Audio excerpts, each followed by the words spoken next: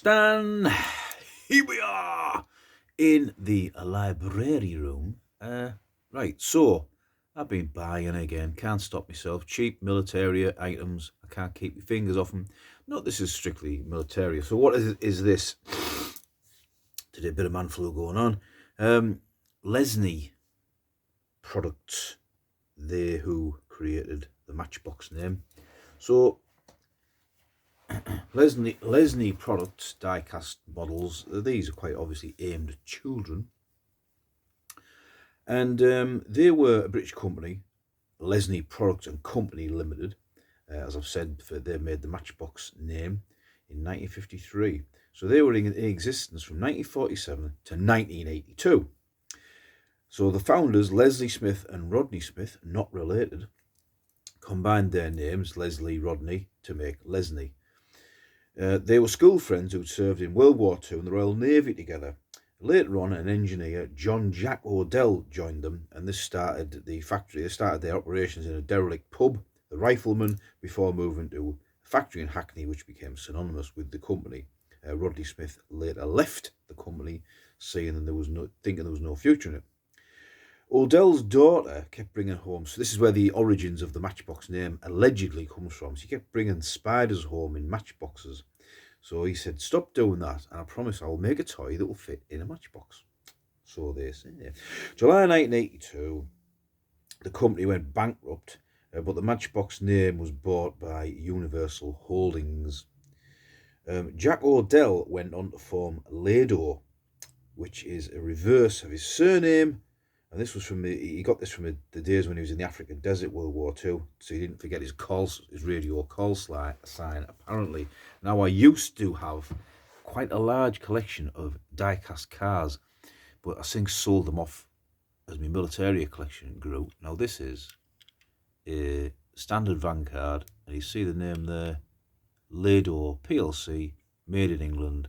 That company doesn't exist anymore. 1999 went bust, I think. Well, it might have been shipped out to China. So these earlier ones from the 90s, if you're collecting die-cast cars, are the one to have. I did keep a few of them. Don't have to get dusty doing the little models. Terrible. So let's go through the individual models. This one here is the Saladin. Now, on the bottom of these models, it will say made in England by Lesney. I'll see if I can get it up to the camera.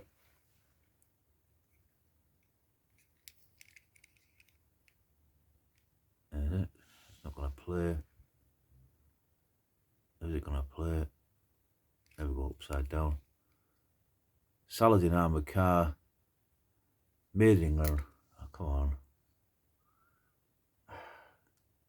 Saladin armoured car, 6x6, made in England by Lesney. So it doesn't say Matchbox on there for some reason. Don't know why that is. So the Saladin, turn it round. This one, it's missing its little. It's missing the gun off the front, snapped off. So the Saladin model 6x6 was made from 1959 to 1967, and that is number 67 on the collection. It does say that on the bottom. The next one across is the Saracen, and that was made from 1958 to 1965, and that has number 54 on the bottom. This one is missing a little tiny stub of a gun that should go on there, which is a surprise. I mean, you understand these are children's toys, and they are older than me, all of them. How that little stub snapped off, don't know. The next one along is the Thornycraft Antar, which is that bit, and the Sankey, which I believe is that bit, although I don't think you can get them apart. Thornycraft Antar Sankey 50-ton tank transport and Centurion tank Mark III, and this is number M3. And this was made from 1959 to 1966. The tank is missing its gun. And I've only got on today. I did try to drill out the thing there to put a fake gun and make a little model, but then I thought better of it. I thought I might knack it up. Missing that and its tracks. I'm just going to leave it as it is, to be fair. And that came as a major pack. That was a selling point. So these will have come together. And this is how I bought them, actually, because I was looking for an ambulance for my little collection of things. I don't know why I've never really got. I do like these little rudimentary, not against, if you say, for example, I've got an aircraft at hand. These are not toys. these are adult models made of die-cast metal. And I do have a place in my scope for my collection for these little kids' toys, basically. I mean, these could be all from the 1950s. So probably not, maybe the 60s, but probably be in someone's collection altogether. Anyway, get on with the last one. Stan. So the last one is the Ford 3-ton 4x4 service ambulance. And that was made from 1959 and 1964. Number 63A, it says on the internet, but this is just number 63 on the bottom of that. So yeah, they're nice, not a bad little collection of this and that. It's probably going to stay in the library room, although I have been instructed by my wife not to clutter this room up with any more militaria, or I'll be for the high jump, apparently. Well, I better get me athletics kit on then, because the high jump's coming. How much did you pay for them, Stan? £9 plus £3 postage.